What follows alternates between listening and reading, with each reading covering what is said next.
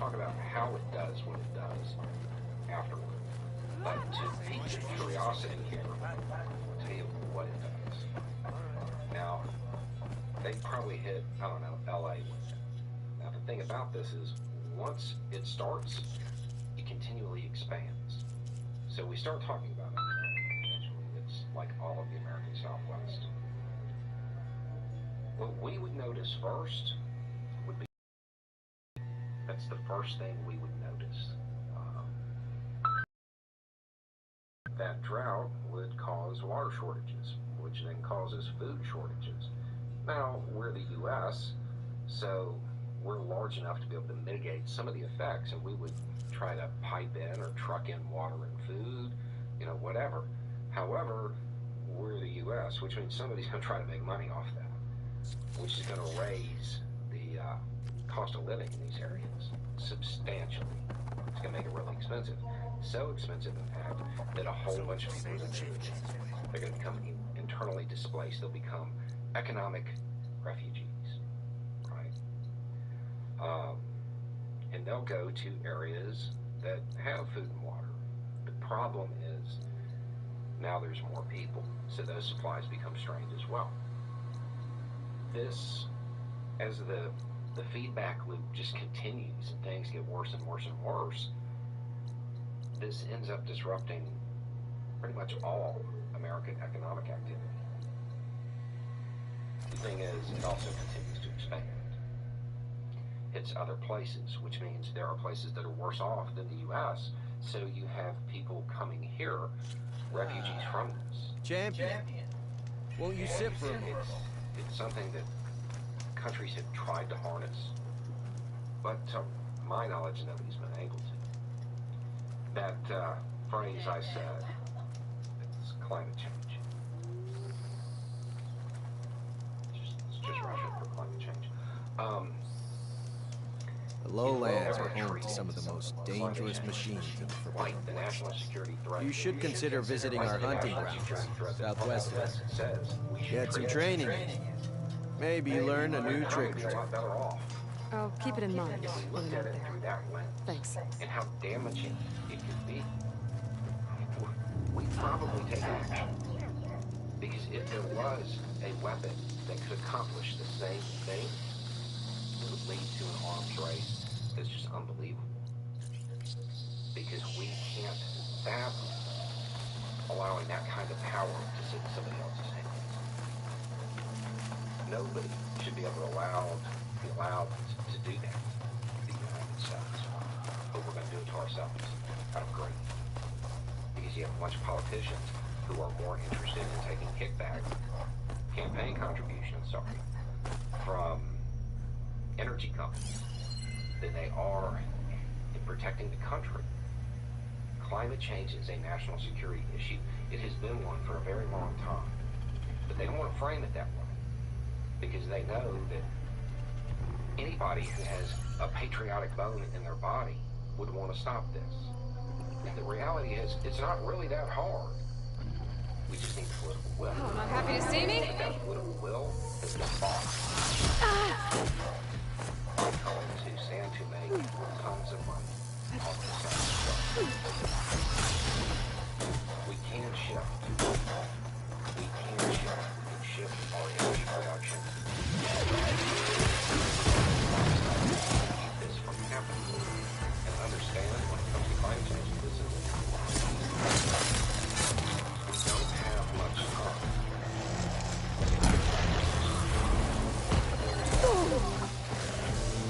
There are certain levels of we don't have a lot of time.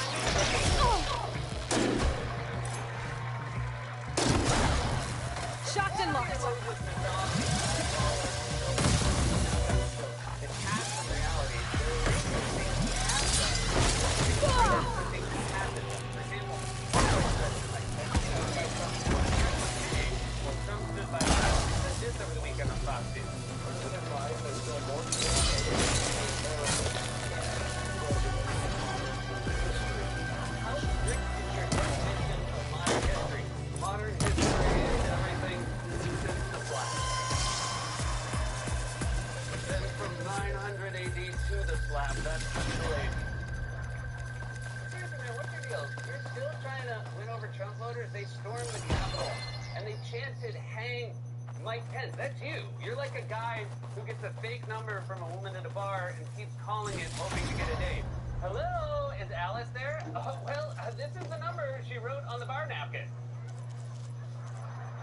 Well, you don't have to be rude. And can I just add, I don't think kids are old enough to have their own cars. This'll be in my stash when I need it. But maybe Pence thinks Biden is worse than Trump because he was asleep during the entirety of the Trump presidency, which is possible given that in every meeting he had his eyes closed like he was desperately hoping no one would notice him. He's got his eyes closed like he's trying not to throw up on a state fair tilt-a-whirl. These Trump toadies are all such obsequious little worms, but Pence's faux gravitas makes him that much more insufferable. The head shaking, the solemn tone, the put-on folksy demeanor. He looks and moves like a Chuck E. Cheese robot who tells the band to keep it down. Fellas, it's loud enough in here with all the dang kids screaming. But Trump sycophants aren't just trying to erase his many failures, they're also trying to give him credit for things he had nothing to do with. For example, on Saturday, sitting member of Congress, Representative Lisa McClain, said at a Trump rally in Michigan that it was Trump who had found Osama bin Laden.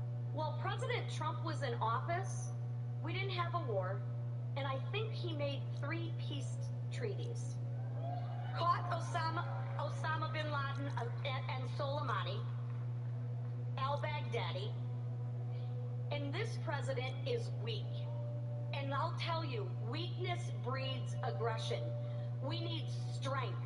Yeah, we need strength, the kind of strength it takes to find and kill an elusive terrorist while simultaneously hosting a game show with your wet, asymmetrical sons.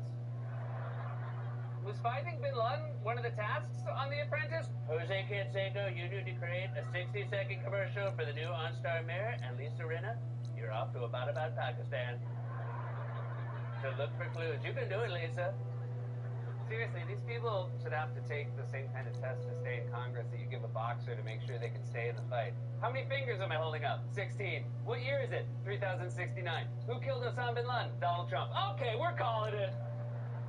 Would you seriously not remember that famous photo where Barack Obama, Hillary Clinton, and Joe Biden were in the Situation Room watching the raid as it happened? Is there some Photoshop version floating around on the QAnon forums where Trump is sitting in the middle of the picture in that stance he always has, like trying to crowd out the people next to him on the subway? Excuse me, can you move? I need at least an entire row to myself. I can't close my legs. I have to have my backpack on the ground.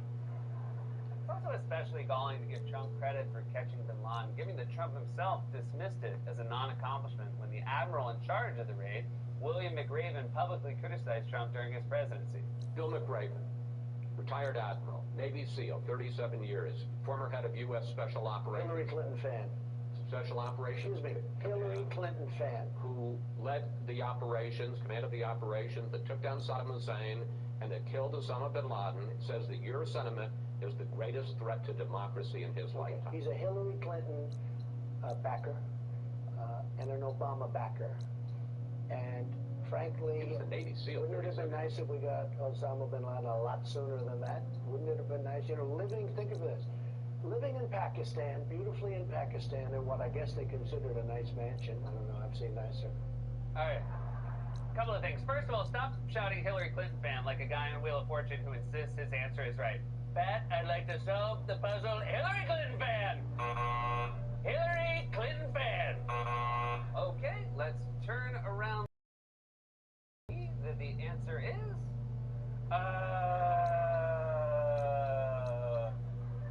Hillary Clinton fan. Also, let's go back to this for a second because this is a perfect Trump sentence. Living in Pakistan, beautifully in Pakistan, in what I guess they considered a nice mansion. I don't know, I've seen nicer. He wants to shame McRaven for not catching bin Laden sooner by saying he was living in a beautiful mansion, but he also can't stop himself from on the mansion. And look, like everyone, I was upset when I heard bin Laden was living in a mansion, and then I saw it and thought, oh, okay, that makes me feel a little bit better. On a smaller scale, it's how I feel when I see a picture of Trump at the omelet bar at his golf club. Sure, he's a free man, but those look like eggs, and that makes me smile a little bit. Also, it's pretty rich for Trump to insinuate the admiral who caught the world's most wanted terrorist should have done it sooner, considering we're still waiting on the tax returns Trump promised us in 2016. Maybe Obama had to wait for the raid for the same reason we're still waiting for that. We know where he is, Mr. President, but our intel tells us he's being audited by the IRS. Well, then we, have to wait. Anyway, McClain made that comment in Michigan over the weekend at yet another one of Trump's unhinged rallies. And at first, it may have seemed like a typical Trump rally, not worth paying much attention to, given that most of it was his usual shtick. For example, Trump did that thing he always does where he says something, then predicts that the media will criticize him for saying it. I knew Putin very well. You know, they say, oh, he knows Putin. He knows Putin. No, that's a good thing, not a bad thing. I know Kim Jong-un. I know President Xi of China. Why are you just listing off people you know? A 5-year-old rattling off which dinosaur stickers he has. I got Triceratops, I got Brontosaurus, I got double to pterodactyl. Also, no one is mad that you know dictators. They're mad because you admire and seek to emulate them. You constantly lavish praise on Vladimir Putin as he criminally interfered in American democracy and waged a brutal war on an innocent neighboring country. And in general, you're clearly desperate to mimic autocrats, like during a previous rally when Trump said President Xi of China was smart because he rules his country like a ruthless tyrant. You know, every time I say somebody's smart, they always go, oh, Trump said that President Xi of China's smart. Well, you know, he runs 1.5 billion people with an iron fist. Yeah, I think he's pretty smart. And they have a chain over there. You know, if you're a dummy, you get left here. It's like this. It's like a pyramid. The smartest one gets to the top. I think you're confusing a dictatorship with a cheerleading squad. They put the smartest cheerleader at the top because then if the pyramid collapses, maybe you lose a few idiots, but Becky still goes to Princeton. Although I'm guessing there are some similarities. Janice, if you don't get your together and nail this basket toss, we are not going to make state. By the way, you might think because I'm a 48-year-old man and a father of 3, I haven't seen the movie Bring It On, but guess what? You're wrong, because it came out 22 years ago when I was childless and happy. In fact, I would even, look, I love my kids, I just haven't seen that movie in like a month. In fact, I would even go so far to say that Trump wants to turn our democracy into a cheerocracy. That's nice. Unnecessary Bring It On reference.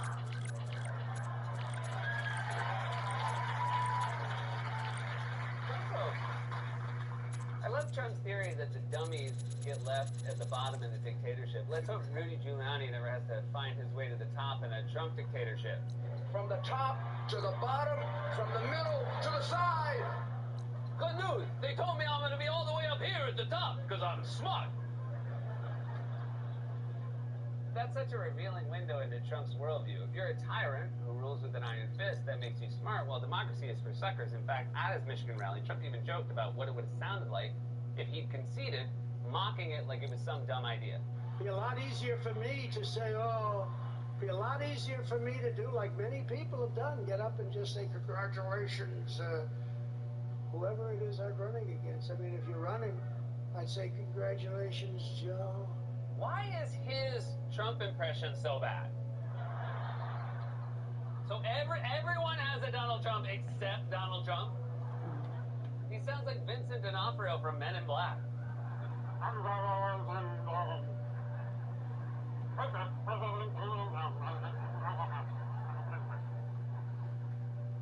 I think my Trump's getting pretty good.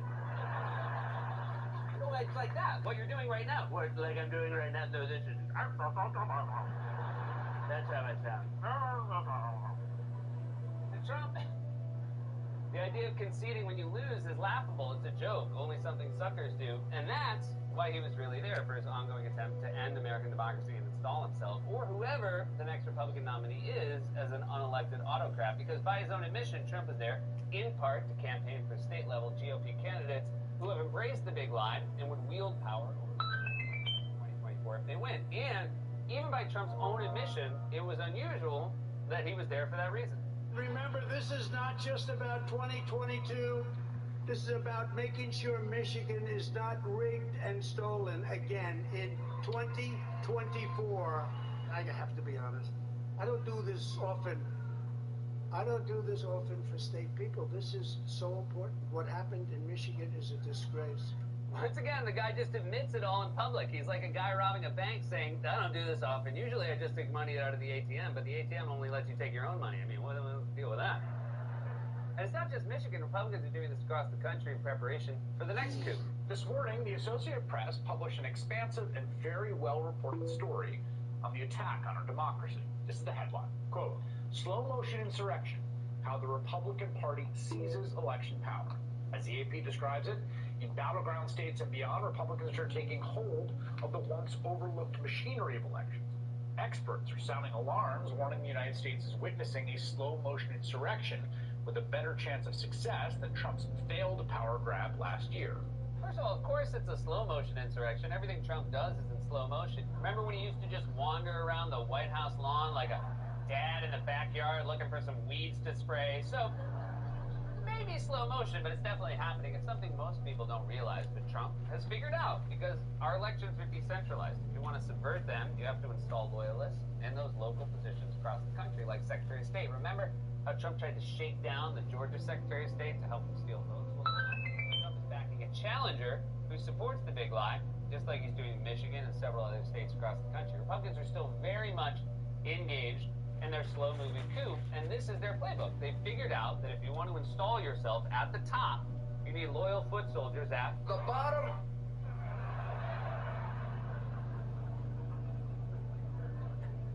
He passed the bar.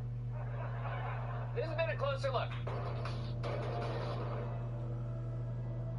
God's love we deliver cooks and brings over 2 million meals a year to men, women, and children living with HIV/AIDS, cancer, and other serious illnesses, and they need your help now more than ever. If you're watching this online, you can hit the donate button. Stay safe, get vaccinated. We love you.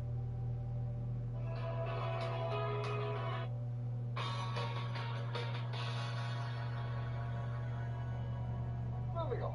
Our main story tonight concerns loves them, from kids who like the fact they go honk, honk, to producers of reality shows who it seems cannot get enough of trucks and their drivers. Across America, giant trucks with cargoes worth millions vanish into thin air. Big rig bounty hunters. There's no better way to learn this job than actually doing it. Highway through hell, all new. Shipping Wars, a new series. World's toughest trucker, all new series. Like Mountain Haulers, new series.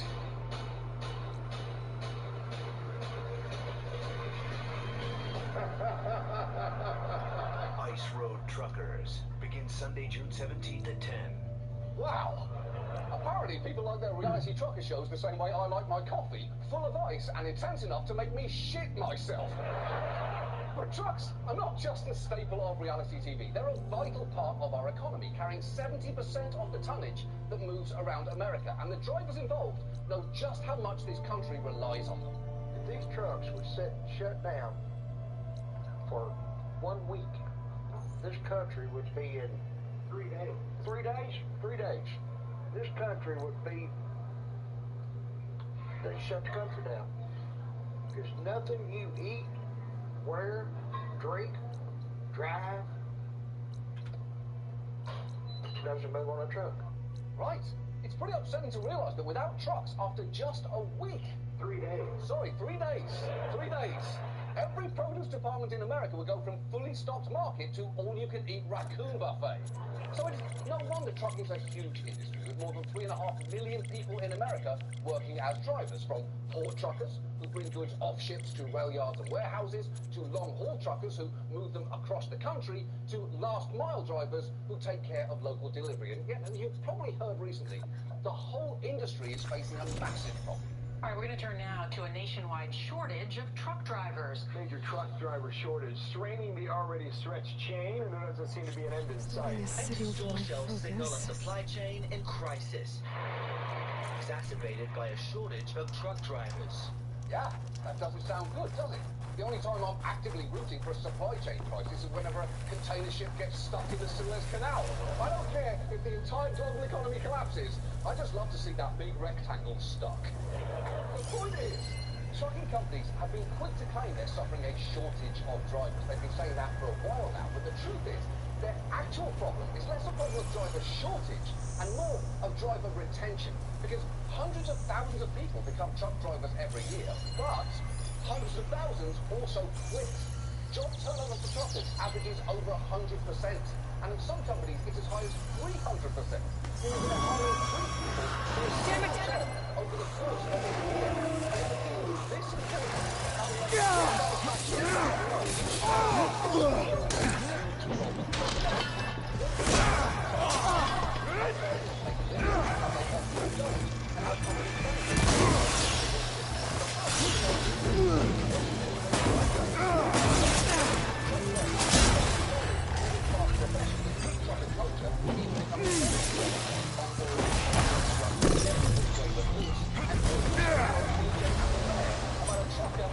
chimpanzee friend. And you're thinking, that show sounds weird. You don't know the half of it. Happy-go-lucky trucker will haul anything for a price. You're the guy, aren't you? Guy hauls anything anywhere for $1.50 a mile, no questions asked. But this time, his cargo was 11 young women escaping from a white slavery day. Roadblocks mean nothing to BJ McKay as ex-POW and helicopter pilots from Vietnam. Take your blade to him! Yes. The true golden age of television. With me! Right, We find her, we kill her. 1979, and we will never see the mountaintop again.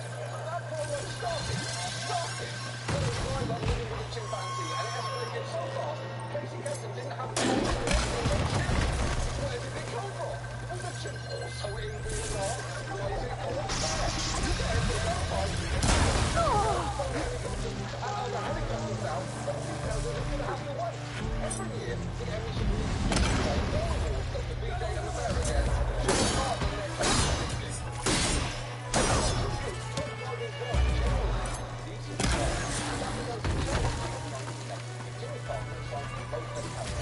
Deregulating the market in an attempt to lower prices for consumers. That set off a race to the bottom in cutting wages among trucking companies. 40 years later, the base compensation for long-haul truck drivers is estimated to be down 50% in real terms. And there are 3 key problems with the way the industry is currently set up that we're going to look at. The first is how they are paid, because most long-haul drivers are paid by the mile, not by the hour, raising obvious questions like, well, what about when trucks are waiting to load, unload and reload? Do they really not get paid for that? And for the most part, they don't. This is a huge sticking point for truck drivers. If you ever go on trucker YouTube or TikTok, which you absolutely should, you will see a lot of videos like these. Why do we have to sit in a dock for 3 hours or 3.5 hours up to this point? I've been a shipper now for 19 hours. Not many other jobs where you can just be on the job and not get paid. Sitting over there judging me, but I don't have a reload. We can't move. It's not me. It's not me. It's dispatch. I can't help it. The dispatcher's slow as shit. Well, you call and tell him. I ain't got. You don't give a damn if you ain't got no thumbs. You call and tell him. Yeah, it's a major problem. The waiting time, that is, not the fact that dogs don't have thumbs and can't use a phone. That is probably a good thing, because if they could do that, they would literally never stop texting you shit like, fuck, I just saw a squirrel, and miss you, love you, fuck, just saw the squirrel again. And while this isn't a new problem, long waits at loading docks have actually jumped significantly in recent years. And if you are paid per mile and lose half your workday waiting, you are incentivized to try and make up for that time once you're on the road. Which doesn't make sense, does it? If I only got paid per joke about AT&T, I'd try and cram in as many AT&T jokes as possible. I'd be dropping them like AT&T drops calls, because the more Johnny burns, the more Johnny earns. But this can be a real safety problem for all of us. 5,000 people each year are killed in crashes involving large trucks. Now, the government has tried to address safety concerns by mandating brakes, limiting the number of hours truckers can be on the road. They even require electronic monitoring devices like this one that log when the truck is moving to ensure compliance. But many drivers find that frustrating in a different way because it limits their agency over how and when they can drive.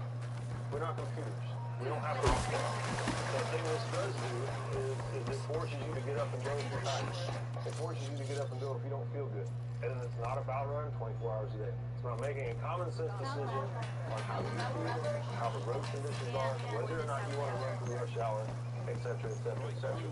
Look, there are some jobs you can absolutely do if you don't feel good. Like this one, for instance. I feel like shit all the time. Look at me. But it doesn't really matter, does it? Because this desk isn't moving towards you at 80 miles an hour, so the consequences of my poor job performance are not likely to kill anyone. And when these rigid rules bump up against unpredictable work hours, drivers are put in an impossible position. Take this driver, whose company made him take his 10-hour break during the day when he couldn't sleep, and then found himself driving exhausted at night. And when he called his dispatcher to say that he felt unsafe to drive, just watch how badly the call went. Hey man, we got a bit of a problem, dude. I'm starting to fall asleep going down the road here. But get a load of this. The K&B dispatchers, instead of telling him to just get some rest, hot potato Abe from one dispatcher to another, each of them with the same advice. Get some coffee and then because we don't have a choice on this. Get a cup of coffee, walk around the truck, do something. I already did that earlier, man. Let's get out and get some fresh air. What's it, about 10 degrees outside? Yep. That'll wake you right up, right? I'm telling you, I'm not safe to drive at the moment. Boy, then here's the deal. We don't have a choice on this. That's not how it works here, KB. I say I'm not going to hurt anybody out here on the road. You know what? You don't need to jump to that. That's dramatic that I don't need this morning, right? Wow. I don't need that this morning. That is a hell of a statement. Get out of here with that dramatic shit until at least 1 p.m. It's like the mug says, don't confront me with the potentially lethal consequences of my reckless decision-making until after I've had my coffee. So drivers end up getting squeezed between regulations and the companies that they drive for, and at no point in the process are their own feelings or needs taken into account. And that is not the only way that they get squeezed here, because the second exploitative quirk of this industry concerns the relationship between drivers and trucking companies. Many carriers classify drivers not as employees, but as independent contractors. While there are some to whom that label truly applies, those who genuinely have the freedom to choose between different loads and haul for whomever they want, the fact is, many companies misclassify drivers as independent who work exclusively for them and whose day-to-day lives they fundamentally control. And there are obvious reasons for companies to do this. I am not classified as an employee. I am classified as an independent contractor, but I have very, very little control over the success or failure of my company. Despite his so-called independence, Pryor works exclusively for shippers, which doles out his daily routes. He's seen his paychecks dwindle and has none of the protections he would get as an employee. As long as we're independent contractors, they don't have to cover benefits, they don't have to cover sick days, bereavement, leave time, holiday pay. It just saves the company money.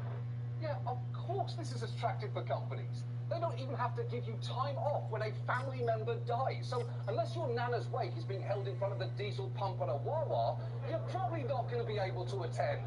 And it actually exempts them from even more than what he just said there, because it also allows companies to avoid paying payroll taxes, workers' comp, and unemployment insurance, as well as the minimum wage. And if that wasn't enough, being an independent contractor means all the costs and risks of truck ownership get pushed onto the driver. Just watch as this former trucker explains exactly what was left of her household earnings once she and her husband had accounted for all their costs. We made $150,000, right, in a year. That sounds great, right? That's like good money. We paid $100,000 in fuel. Okay, so right there, now I made $50,000. But I didn't really, because, you know, you give an oil change every month, so it's $300 a month. You still have to do all the maintenance. We had a motor blowout, right? $13,000. Right? I know. I mean, I choke up a little just thinking about it because it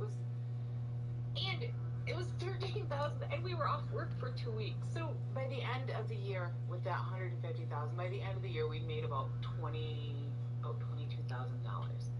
Yeah, and look, I am no CPA, despite the face glasses and insatiable horniness for numbers that strongly implies otherwise, but that seems like a pretty shitty bottom line. And while most of the drives that you've seen so far tonight have been in long haul, this independent contractor problem also very much applies to those at either end of the shipping process too, like port truckers, where one study estimated 2/3 of them are misclassified, and also last mile drivers. Those are the people who drive box trucks or sprinter vans to deliver stuff directly to your door. You know how you see FedEx ground trucks? Those aren't actually FedEx employees, despite every visual indication to the contrary. They may wear a FedEx uniform, their truck may say FedEx on it, and they may exclusively deliver packages for FedEx, but they are technically independent. If you look carefully at the side of their trucks, you will see small fine print indicating who actually owns it, and it's not FedEx. Amazon uses a similar model with its delivery service partners, and again, the appeal for Amazon is obvious. Using drivers that aren't direct employees allows them to distance themselves from liability when things go wrong, which they do, particularly given the ridiculous pace that Amazon expects. You've probably heard all of the stories about drivers having to urinate into bottles because they didn't have time to stop. That speaks to the relentless pressure to deliver hundreds of packages per shift. People are busting their ass, driving way over the speed limit. People are running through stop signs, running through yellow lights. Everybody I knew was buckling their seatbelt behind their backs because the time it took just to buckle your seatbelt, unbuckle your seatbelt every time was enough time to get you scheduled. Yeah, that's not good, is it? I thought that everyone knew the only place it's absolutely fine not to have a seatbelt is, for some reason, a school bus. That is where we collectively agreed to skimp on them as a society. The kids will be fine. We'll put a little stop sign on the outside. They'll be fine. And if you think that non-stop pressure seems like an accident waiting to happen, it already has. Investigations by ProPublica and BuzzFeed found that in a 4-year window, drivers delivering Amazon packages have been involved in more than 60 crashes that led to serious injuries, including 13 deaths, or as that's more commonly known, a Bezos's dozen. But again, Amazon is basically off the hook here because these drivers are not their employees, they're independent contractors, meaning that the contractor is responsible for anything that goes wrong. In fact, under Amazon's contracts, they're even reportedly responsible for paying Amazon's legal bills in the event of a lawsuit, which, you know what, is actually only fair. It's not like Jeff Bezos can afford to pay all those lawyers. He's spending his money on things that truly benefit society, like launching himself into space before disappointing everyone and coming back home safely. And amazingly, I've got one more exploitative quirk of this industry to show you, and it's something called lease purchase agreements. This is a system where drivers who cannot afford their own truck are offered the chance to lease one from the company they drive for, with the promise that they'll earn enough to eventually pay it off and own it. Here is one company giving you the hard sell. Own your future with Western Express. Find your true potential and earning power with truck ownership. Western's lease purchase program is like no other. There's no money down, no credit check, and no balloon payments. At Western Express, we deliver independence, one driver at a time. Okay, for what it's worth, I am immediately suspicious of phrases like own your future and find your true potential. Companies with selling points like that typically leave you with nothing but debt and a closet full of leggings designed to turn your crotch into a magic eye poster. And the fact is, drivers who participate in lease-to-own agreements almost never succeed. One trucking company executive even estimated that of all the drivers entering into their lease purchase program, only around 5 to 10% actually ended up successfully taking ownership of the truck. So the odds are heavily against you. And as for the whole delivering independence part, that is the real irony here. If you are leasing a truck from the company you work for, you are now tethered to them.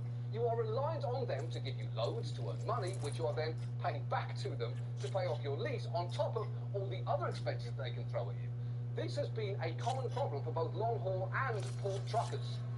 It takes drivers until each week, they get paid each week, and it could take them until Wednesday or even Thursday before they even begin to make $100. And the reason for that is because the company charges them to use the company truck. They charge them to maintain the company truck, to buy new tires. They even charge these guys to park the company truck at the company yard overnight. They can't even take it home. Oh, it gets worse. In one case, a company even charged contractors for using company toilet paper, all of which can lead a driver to actually owe their company money at the end of a work week. Can you imagine picking up your paycheck and finding an envelope full of negative $5 bills? You'd be absolutely furious. And yes, that is John Wilkes Booth on the negative 5, which makes sense. He cancels out a Lincoln. You know, just like how Aaron Burr is on the negative 10 and the negative 100 features the 72-ounce steak Ben Franklin choked on while trying to win a t-shirt. Learn pure history. So drivers are basically stuck here. If they stay with the company, they can end up scraping to get by, but if they leave, they risk losing the trust they've poured so much into, as most lease-to-own agreements stipulate that if the driver leaves the company, it can take back the truck, leaving the driver with nothing.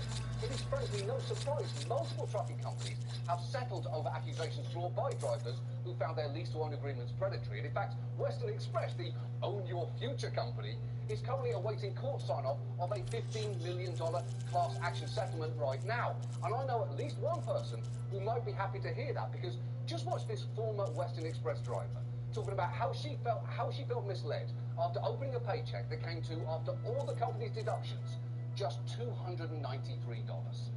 I'm pissed the fuck off. If I had the strength to pick this truck up and throw it straight to Mars, I would. Don't listen to those recruiters, because I'm telling you, they fucking lying. Lease purchase here is a lie. Yeah, and it is probably a good thing that people aren't strong enough to roll a semi-truck to Mars. Because if they were, NASA would probably have to plan their rover missions around the constant rain of £35,000 debt traps. So what can we do here? Well, first, we should probably recognise that we have all gotten used to the idea of free next-day shipping. But crucially, someone somewhere always pays the price. Second, the work arrangements the drivers endure and the fundamental lack of value placed on their time clearly needs to be addressed. And the good news is, the Departments of Transportation and Labour are set to examine the type of predatory truck leasing arrangements that we just talked about. They also plan to study the issue of driver pay and unpaid waiting times, and hopefully they won't just study it, but actually also fucking do something about it. Because the key way to stop this so-called shortage of drivers that we've actually had for years now is to make this a job that people actually want to stay in. And until we make big changes here, the very least we can do is make our trucking reality shows a little more reflective of what life on the road for so many drivers is actually like. Trucks, the lifeblood of America. They flow across our highways, driven by people tough enough to do one of the grittiest jobs on earth. There's a lot of ways you can die out here. All right, baby, we're gonna get there. From the makers of Ice Road Truckers and World's Toughest Trucker comes the realest reality show yet. Each week, watch the best drivers go up against the biggest odds, navigating tough weather, bumpy roads, and hardcore budgeting. 14 grand for the engine, fuel, oil change. Don't forget the new tires. Right. Oh yeah! These old road dogs have diesel in their blood, and they're living the American dream. Yeah, it's kind of like being a cowboy. I'm independent, so I got my freedom. I just gotta haul what my company tells me, where they tell me, during the hours that they specify, in a truck that I pay for and do not own. But on the plus side,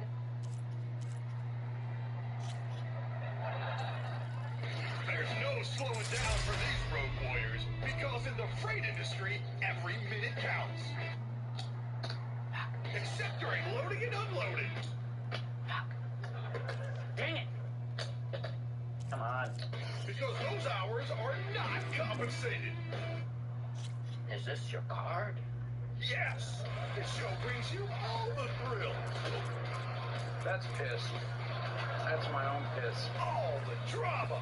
Is this a charge for company toilet paper? A man needs to write. And all the romance of life on the road. I miss my wife. The action literally never stops. Hey, dispatch, I'm not safe to drive right now. I'm falling asleep. Roger that, driver. Why don't you pull over, lie down in the back, curl up, and fuck yourself right in the face? Because I ain't dealing with that baby shit. Over. Well, I'm just worried that someone could get hurt. Oh, somebody could get hurt. I didn't realize I was talking to a drama queen. Hey, Tony, get a load of fucking Hamlet over here. To drive or not to drive? That is the question, am I right? Yeah. Whether tis nobly in the mind to suffer the slings and arrows of outrageous fortune or to take arms against the sea of troubles that might oppose it as them. That's you. That's what you sound like. You guys seem to both know a lot of Hamlet verbatim. Get back on the fucking road. Hell yeah! Get ready for 100% excitement, 100% adrenaline, and 100% Well, no, I didn't bring a coat. Oh, shit! And it's not just truckers. This show brings you everyone, from the drivers to the company owners. Oh, owners is a pretty strong term. We have a much more casual relationship with our trucks. No labels. I mean, why complicate things? I'm having fun. You're having fun. This paycheck says I owe you money? Is that right? Booyah! Yeah. Do you have the cash? Tune into the show that brings you as close as you can get to the trucker life without actually being one. Okay, so yeah, neither one of us go to the dentist anymore, and you bring your own toilet paper to work. Yeah, I just ordered a new pack from Amazon. You what?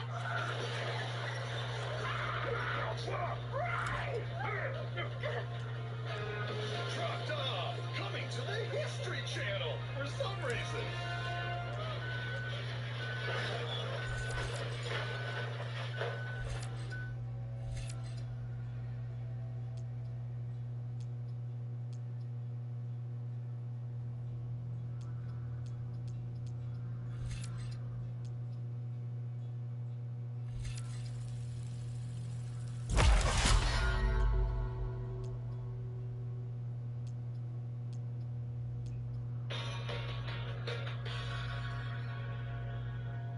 The United Kingdom. The country that's been saying, "Yes, Queen," for centuries. We've been saying it for centuries. Yes, Queen, yes! Yes, Queen! Now, the UK held a national election this week. There wasn't actually due to be one for 3 years, but Prime Minister Theresa May called it early. It's called a snap election, and she did it to consolidate her power, although it didn't quite work out that way. A disaster for the UK Prime Minister tonight. Theresa May's Conservatives suffering a stunning setback. Her goal of securing a stronger hand for Brexit negotiations has backfired spectacularly. The snap general election has ended with a hung parliament.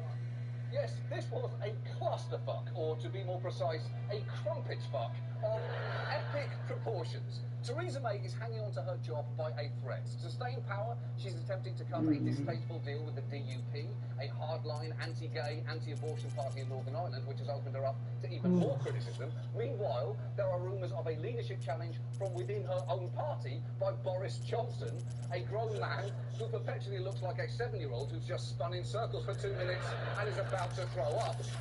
And while Theresa May did manage to win the election in her own constituency, even that came with some humiliation. And let me explain. British politics has a proud tradition of having all candidates standing together on the stage when the results Buy now, or regret it later.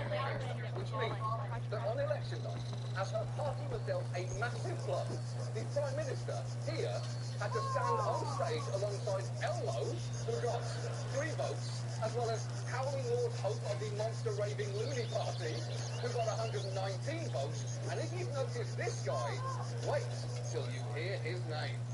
Lord Buckethead, 249.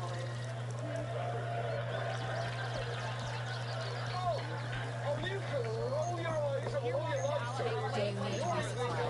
Way to get on a lot worse.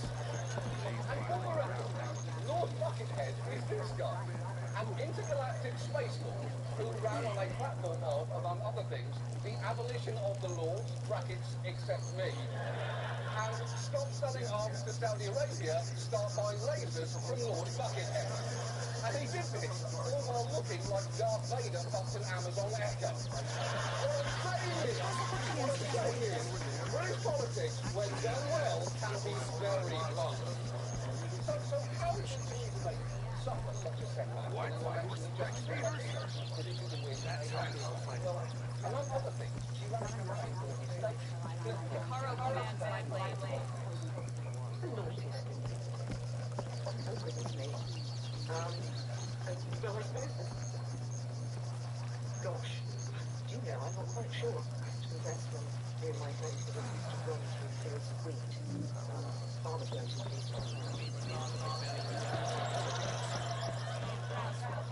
be. stupidest thing you've ever done is run through a wheat field? I cannot imagine a scenario that is ever naughty unless you're doing it while high on PCP and fucking a cantaloupe. Now, one of the beneficiaries of the election was May's key opponent, Jeremy Corbyn. He and Britain's Labour Party vastly outperformed expectations despite taking some rough treatment from the British tabloids. So this was a genuinely impressive performance for Corbyn, only slightly undercut by one awkward moment with a fellow British colleague. Mr. Corbyn was beaming as he arrived at his own camp in Islington last night, though his high five with Emily Thornberry went a touch too far, perhaps. That's not ideal. That's not ideal. A celebratory moment. Last night, though his high five with Emily Thornberry went a touch too far, perhaps. That's not ideal. That's not ideal. A celebratory moment immediately followed by history's most catastrophic rounding of second place. And look, I do not agree with Theresa May on the vast majority of the issues, although I will say that John Johnson's coverage surrounding her setback was more than a little sexist. The face of Theresa May, the look of a woman defeated, heavily made up, as if she'd been in tears earlier. Her voice cracky at times. And if there's one thing I could recognise, it's the look of a woman defeated. It's the one my female colleagues give me any time I tell them to smile more in the office. Anyway, back to you in the studio, Angela. See, there it is. That's the exact expression I'm referring to there. Cheer up, old girl. You look absolutely miserable. Now, the one point that May clearly expressed the strength of her hands going into Brexit negotiations, and those that don't meet that tonight, let's take a look at what those talks are going to involve, because talks are set to begin a week from tomorrow, and they need to be completed by March of 2019, which is not a lot of time to do something incredibly important and incredibly complicated. Britain wants out of the EU, but we've been in for more than 70 years. Our countries, our systems become more and more tangled up with each other, more and more enmeshed, and we only have 2 years to hammer out of the deal. It's true. This is going to be a messy, complicated divorce. And it's a rough analogy. The top end of this. Imagine if Florida wanted to secede from the Union. Nice, right? But think about everything that would actually entail. Florida has a border with Alabama and Georgia that would actually need controlling. Any Florida goods going over that border, like oranges or theft, would likely be subject to tariffs, and then you'd need to decide whether Floridians would be welcome to live or work in the US, or Americans welcome in Florida, and that's before you even get into the tricky question of who's forced to take custody of Hulk Hogan. The point is, Florida and the US splitting up would be an immensely complicated process. It's a great idea, and we should definitely do it, but it wouldn't be easy. And Brexit is going to be vastly more difficult and more expensive too. For a start, a so-called divorce bill needs to be negotiated, where the UK settles financial commitments that they made while a part of the EU. And some estimates put that as high as €100 billion. And that's just the beginning. Broadly speaking, the question is whether the UK will have a hard or a soft Brexit. And that is a concept that British TV repeatedly attempted to explain.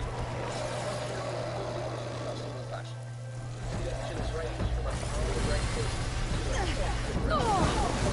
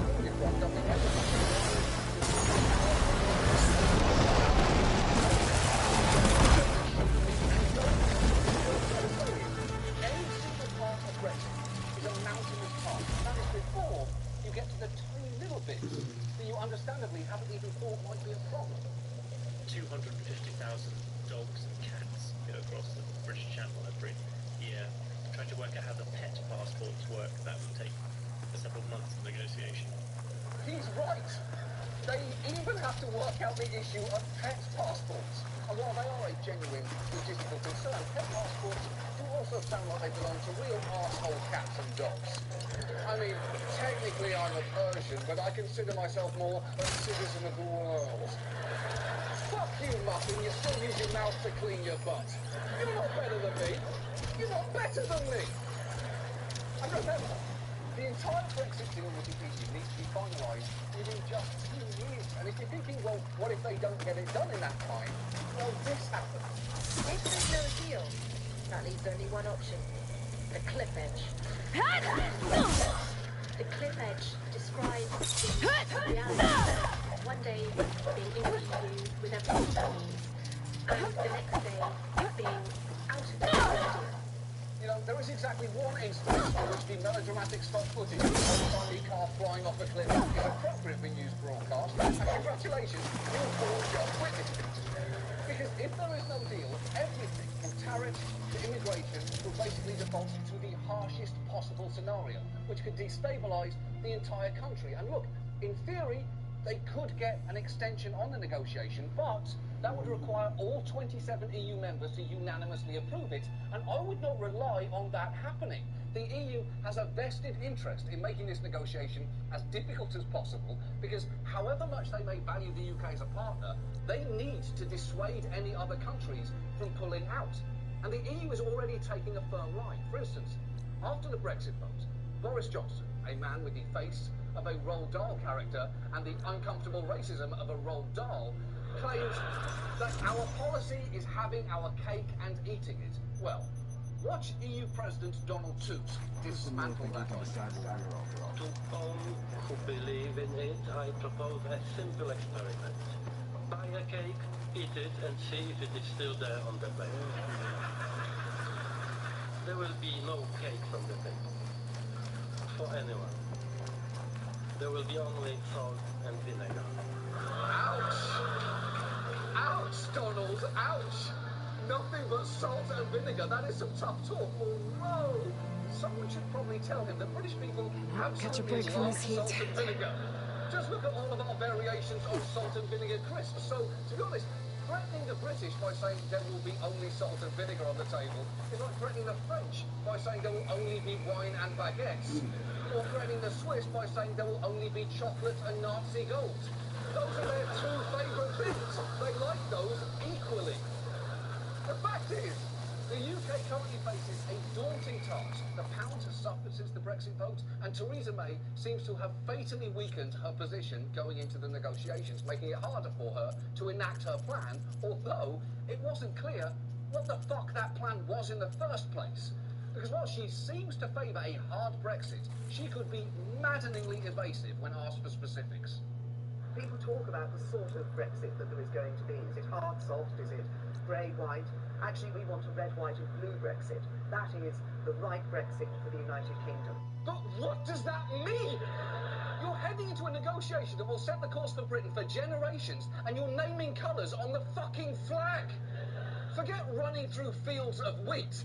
That may be the most ridiculous thing you've ever said. And actually, you know, I apologise to that guy from before. I said there was literally no worse way to discuss this than with cheese, but I was not counting on Thatcher in the Rye here answering a policy question with a fucking colour scheme. And, you know what? Her vagueness did not go unnoticed. In fact, it is not a great sign that the single most honest statements from any candidate in this election regarding the difficulty of the task ahead came from a man with a 2-foot bucket on his head. Your Prime Minister, your MP, Theresa May, called this election about Brexit. Have we heard from her what she plans to do about Brexit? No. This is mad. On Thursday, you are going to be faced with Prime Minister May or Prime Minister Corbyn against 27 Prime Ministers from the European Union. It will be a shit show.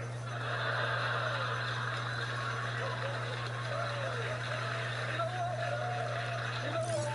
I never thought I'd say this, but that intergalactic space lord has a point.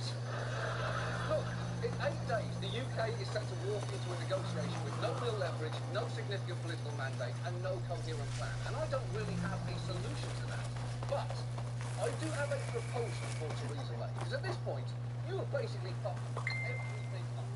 And your only real chance here is to utilise the element of surprise. So how about, instead of sending a career negotiator, why not send someone that there is no way they would expect? Unafraid to call it how it is. Someone with a firm, leather-clad grasp of the issues. Someone with a bucket list of demands and an honest, slightly muffled voice. That's right. I'm talking about the intergalactic space lord himself. Here's the question. Is he willing to do it? Well, yes, he is.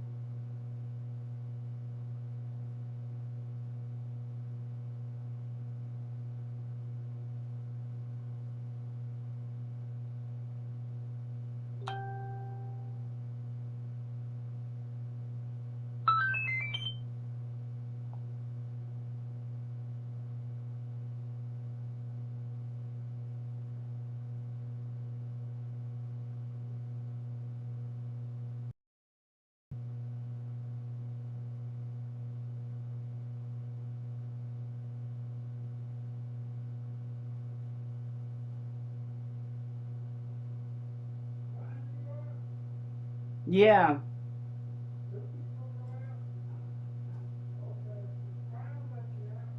Okay.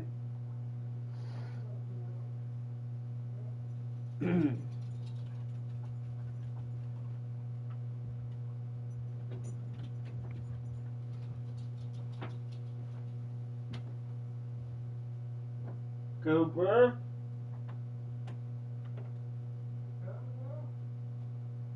He came in my bedroom, but... Come on, Cooper.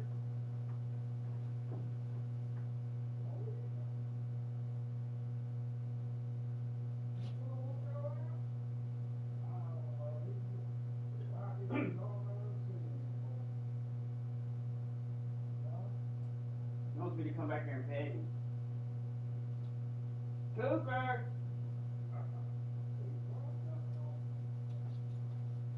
Come on, Cooper. We'll go outside. Come on. I'm gonna give it to Tika. Yep. Come on, Tika.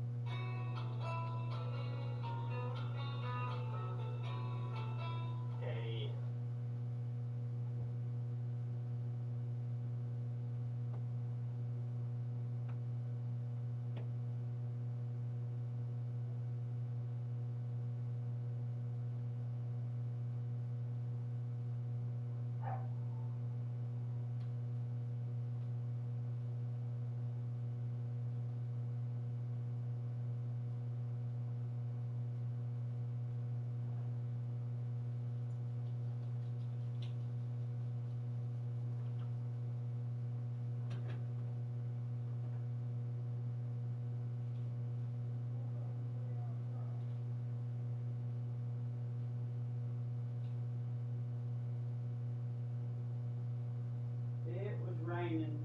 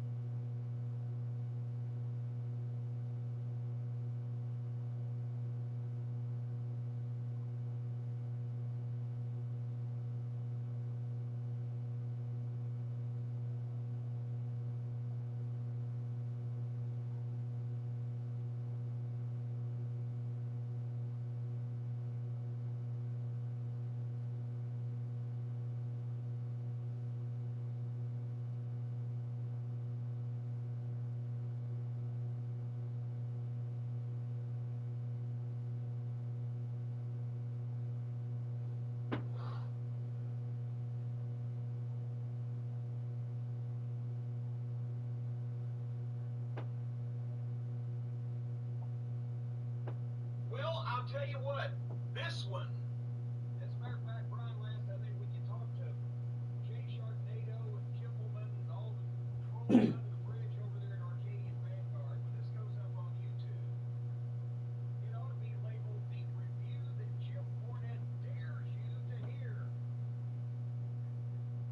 dare the people to listen to this review I'm about to give, because all those people out there say Cornette hates anybody that's not young, that's not a 20-year veteran. He likes all the old guys. He don't like any of the kids. The kids don't live up to his standards. I have new favorite wrestlers. Guess who they are? I can't wait to hear this. The Ass Boys. The Gun Club, Austin and Colton. I love these guys. FTR versus the Ass Boys was the highlight of this television program for me. The Gun Club, I believe, is their official name. Well, I'm telling you, they got tons of heat and marketing opportunities as the Ass Boys. And then just, as long as we're not in England, they won't be the Rent Boys. But this match, it was too. Forced to have together, switching FTR. MJF came out for colors. We got something to listen to and something to look at. And did you see the sign from the guy in the front row? I swear to God, he held up the crowd numerous times. It said, TSB is dynamite. Anyway, the Guns have tons of personality. They're in great shape. They seem to be serious about their work. They didn't go out there and That must be the interesting about everything. Actually, Vera should be out here somewhere.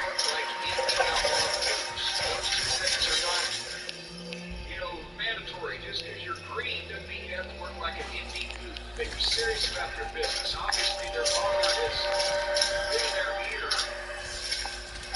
They got again, the personality, the look. But then Austin, especially when he reacts, sells their facials. Then this whole, and of course, FTR, great leaders are, greater guys. Tony and JR and MJF gave all kinds of love to Express on this one. But anyway, it was a Marjorie Vera, tag team match. I heard you were sent to rescue some Tenons heading into the valley. You going to bed? Where are the others? They didn't make it. I had to fire several machines just to get Kamala out. The valley was closed months ago for good reason. Machines have gathered in number, as if they're drawn there by something. Not to mention the strange glowing lights off the coast. These guys never should have gotten it. Anyway, Colton has a great drop kick. He's aggressive. They did a deal where Colton missed a splash and went over the top rope, into the corner rather, and went over the top rope, but Austin tagged in, back tag, but it was slick. And Austin jumped in and set up a hot tag. You would need a marshal court. And you were by a Carl's side in the final stand against Regalia. And you're the one who flew on the wings of the 10, ended Regalia's threat in a single combat. I was just doing what I could to help her. In an amazing way. And I saw what you did with my own eyes. Here I thought Rekovu was the best day of my life. Becoming a marshal, bearing witness to the vision of unity. But you really outdid yourself against Regalia. I have a lot to live up to. She said there are strange lights off the coast.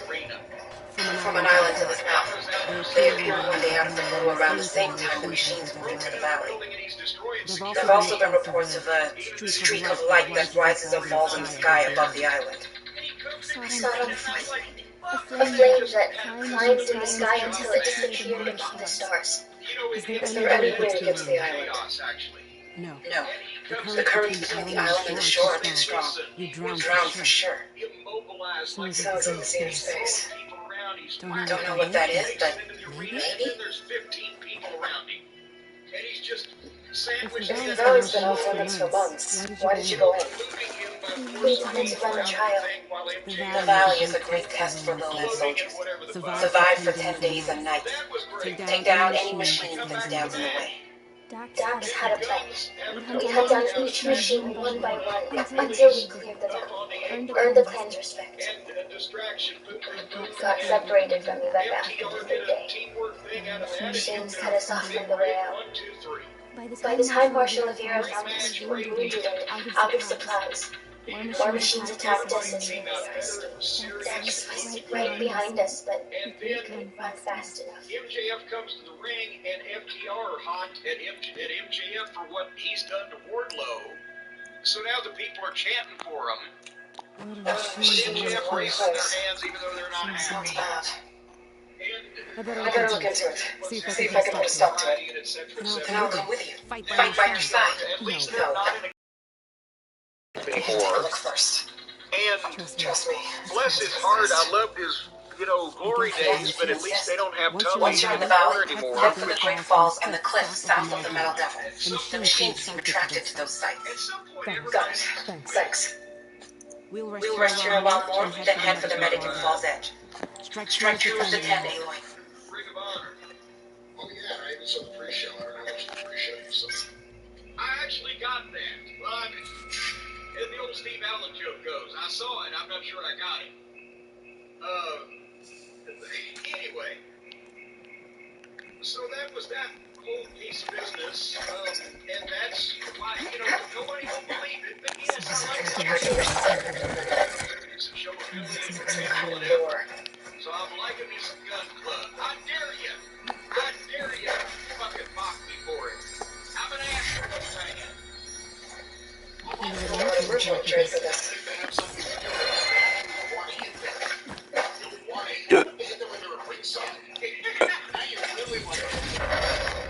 I think they're really good. I like them. I think FTR show they can work as baby faces, they can work as heels. They can do both style matches. Few months without use and this trail's falling apart. Child. Dax, CM Punk match. Losing Tully's a big deal. Beyond the fact that Tully's not 1980s Tully Blanchard anymore. FTR having an old man as a match. There was the I can see where the thought was because they are so often compared to Tully and Arn, Dax and Cash, and Carolina Boys, and etc. And if this was 20 years ago, it might be better, but it's just not now, like you said. And that, I really enjoyed it. It just continues to get ice pace. Not everything's perfect or what I want. The entire show. This first after the show. I got serious wrestling matches. I got a serious tag team match. One of the reasons you probably like the show is they're wrestling like a tag team. They're trying to wrestle a tag team match. They're not doing a routine. They're not out there doing the same routine that so many other tag teams did for a while. It seems AEW's finally starting to get some tag teams in the mix. They can just work a match, try to get a match, work a match.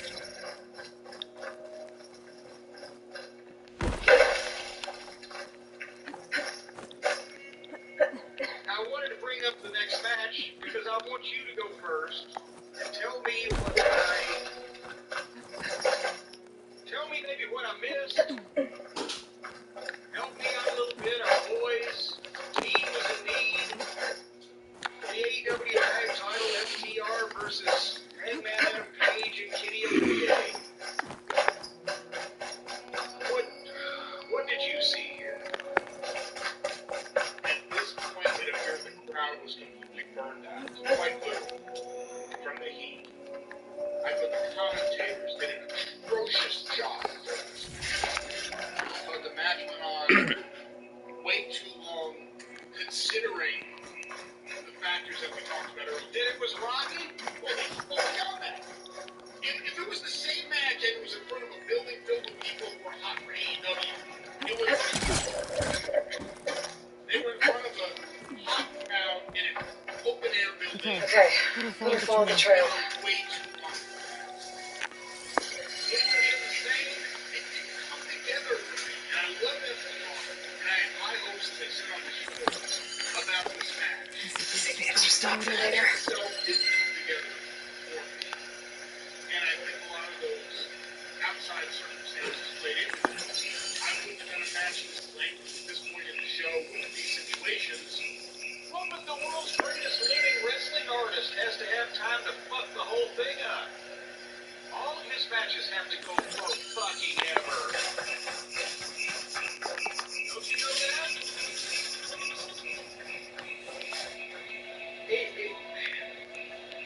Adam Page has lost his smile. They even had a fucking sign. The Hangman lost his smile. But he turned his back. This is the story the announcers are telling. He turned his back on the Bucks to be friends with FTR, but they spurned him. And before the match even started yet, I thought, Jesus Christ, it sounds like fucking middle school.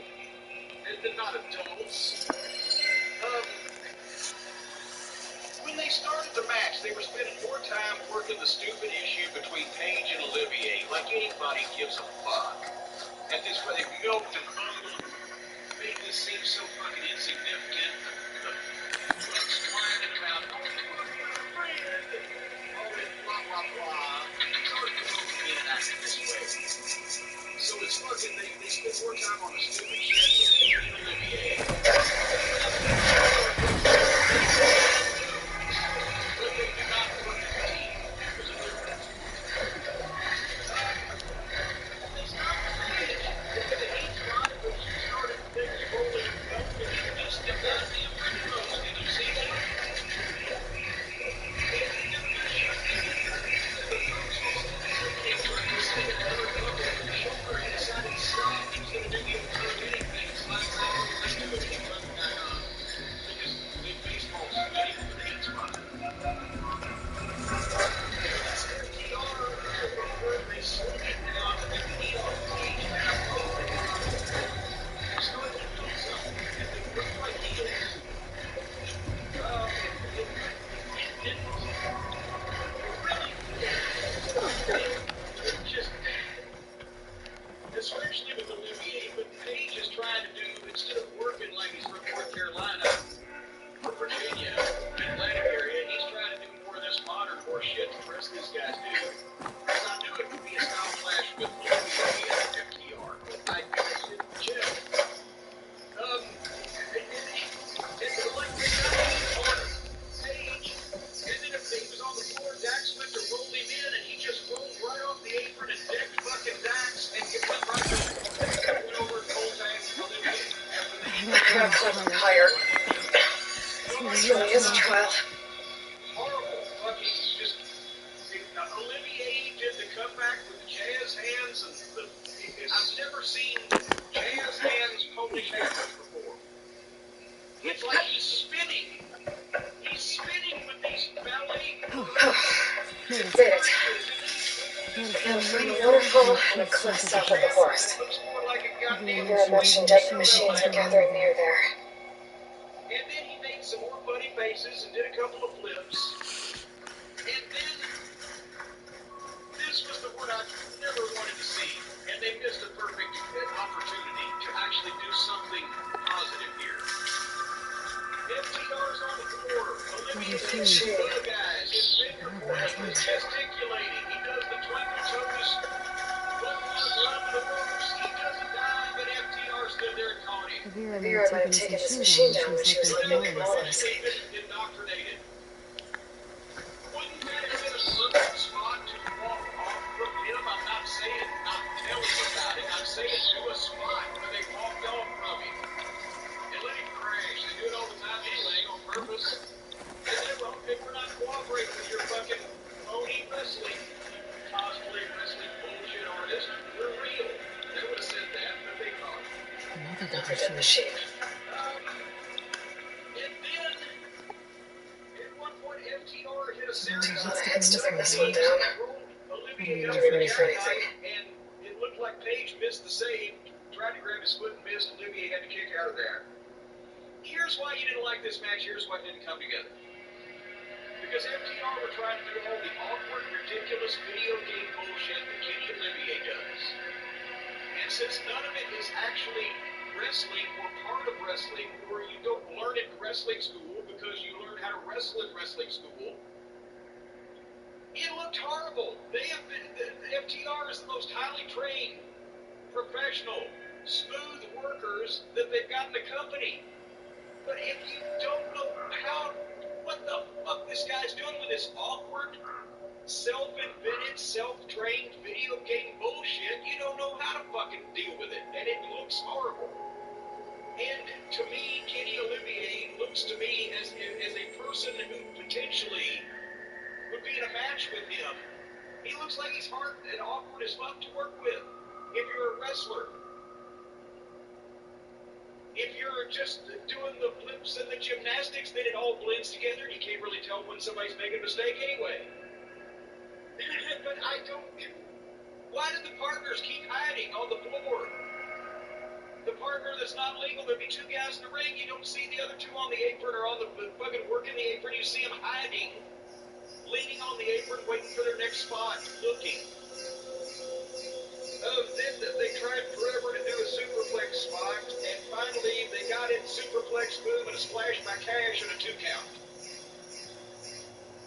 More finger pointing and prissy prancing and gesticulating, but he did get foiled trying to do the one-winged fairy. I lost track of who was in control because it just starts going back and forth. They're trying to get heat on Olivier at this point, but he can't sell. He just lays there and makes faces.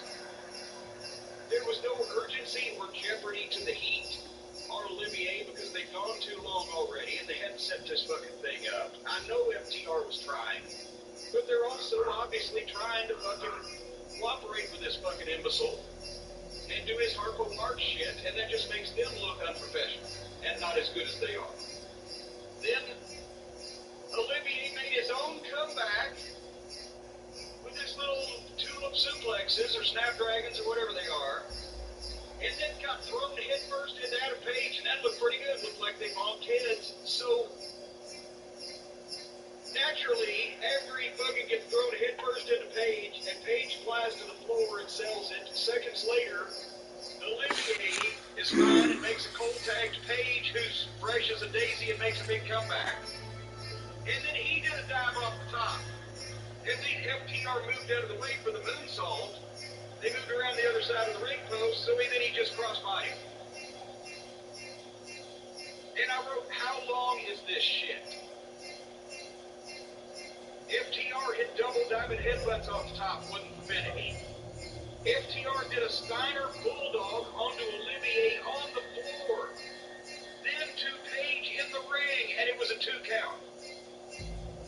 And suddenly, within easily less than 30 seconds, maybe less than 15 seconds, after Olivier got a Bulldog off one of FTR's shoulders by the other one onto the concrete floor, he was back in the ring, okay, interfering. But a backflip, sack of shit slam off the top rope. Did a flip with him.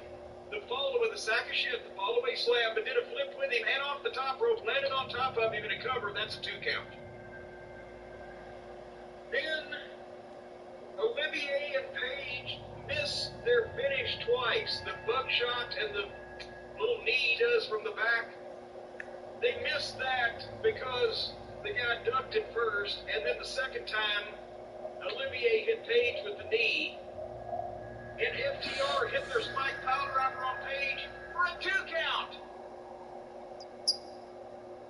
What the fuck? And then they hit another exact same spike pile driver on Adam Page and got the 3 count. You can't tell me FTR put that match together. They can't be that stupid. They don't think that dull witting. That had to be the world's greatest wrestling artist fucking this whole thing up. The absolute worst FTR match that has ever been perpetrated. Because they weren't in control of it. They were being too nice, which is what I predicted that they would do. Did Tully ever interfere in that match? Not that I'm aware. Then why is he standing there? If he's going to be a heel manager, interfere. He couldn't interfere. He was afraid to get too close to these baby faces. They might hurt him when they're trying to fucking kill everybody else with all the stupid shit they do. Blew Adam Page off and walked out fine on the bad leg that they've been working on through the whole match. Too long, too much Olivier, and just was laid out lousily. Head to north. Must be Dax. Marco's brother. Olivier goes out in the back with the other members of the Eliminators Club. Following him, they head to the treehouse to discuss shit. Waste. And on the way out, Olivier laid down an ultimatum to the Bucks.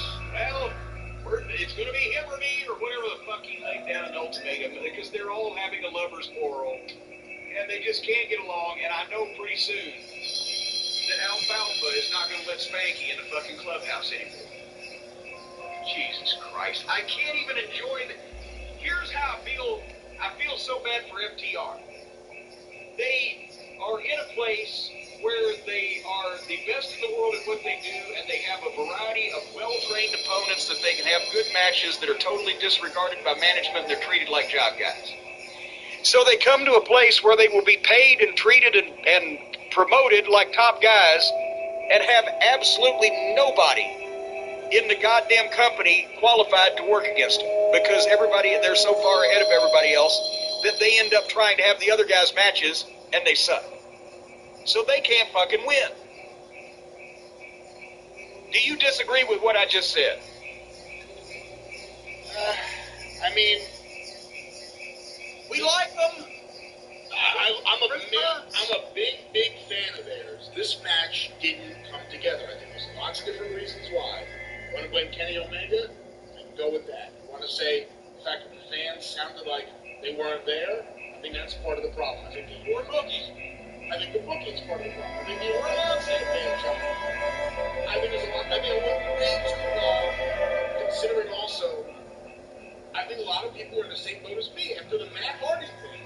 People were watching on Twitter and following on Twitter. Everyone was talking about the Matt Hardy thing stuff. It took a lot of people out of the show, and it hurt everything on the show. Well, I don't know that said. I'm happy they're tag team champions. First guys to be NXT and AEW tag team champions, as well as Raw and SmackDown. I hope they do something good with them. I was surprised that the Bucks didn't interfere to cost Page and Omega the belts. I figured that would happen.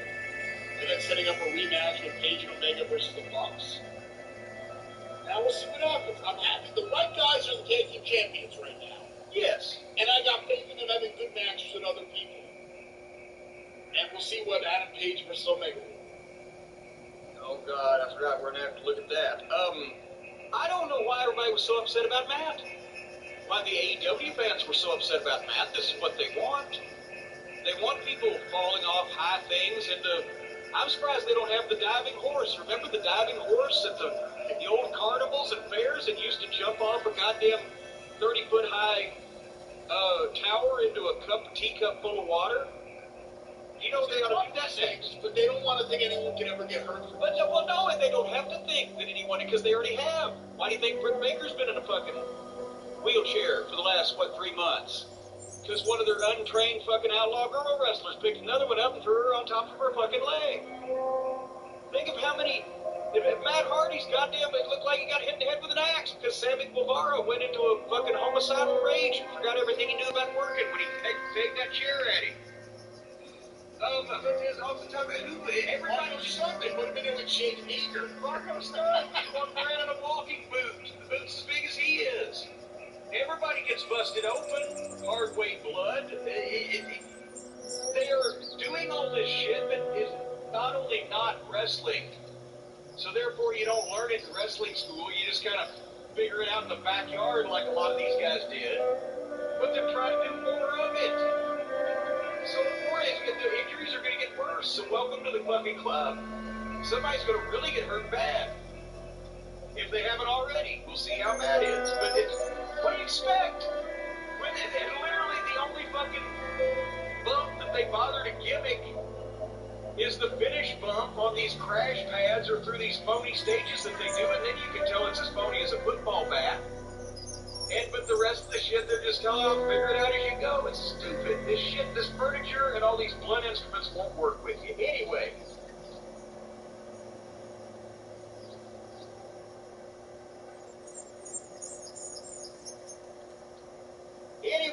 Bringing a close to this, I knew we were in trouble when this started with more than 30 minutes remaining in the program. The world title match, long awaited, Jon Moxley versus Twinkle Toes McFingerback. They started Moxley in this time he's in a warehouse. Possibly, I don't know, maybe he's working UPS part-time. It's the holidays, pick up a couple of dollars or whatever, but he's in a warehouse. Did a great promo as usual. A great promo. It comes right off, it rolls right off the tongue. It sounds natural. He's got good verbiage. And the last word, he did the tribute to Pat. The crowd will go banana. The question is, can he actually depart from his tradition, especially with Olivier, and have a real Major League Wrestling promotion world title match like a Flair and Steamboat or whatever the case, instead of another indie garbage match?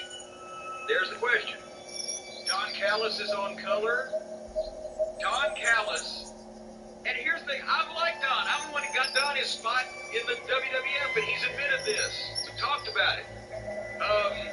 In 97 or whatever it was. And I've talked to him a couple of conversations over the last couple of years at length. He knows all this bullshit is bullshit. He knows this hokey, phony, winking at the fucking people shit is bullshit, but he's running a wrestling company that just had a goddamn murder mystery. So he knows, but I guess because when you get down to the level of niche audience, it's not even a niche, it's more like just a nook. The impact is you just have to do whatever you can do to keep those people entertained. They know they're not going anywhere, but like I said at the top of the program, you can't kill them. But I've talked to Don, like I said, and he was a talent. He knows a lot of this shit's goofy, but he picks weird friends. And one of his weird friends is Twinkle Toes. And he just loves him because apparently, and I did not know this until recently. Now, what is this relationship? Kenny Olivier's uncle was the famous Canadian wrestler, the Golden Sheik. They're talking about this.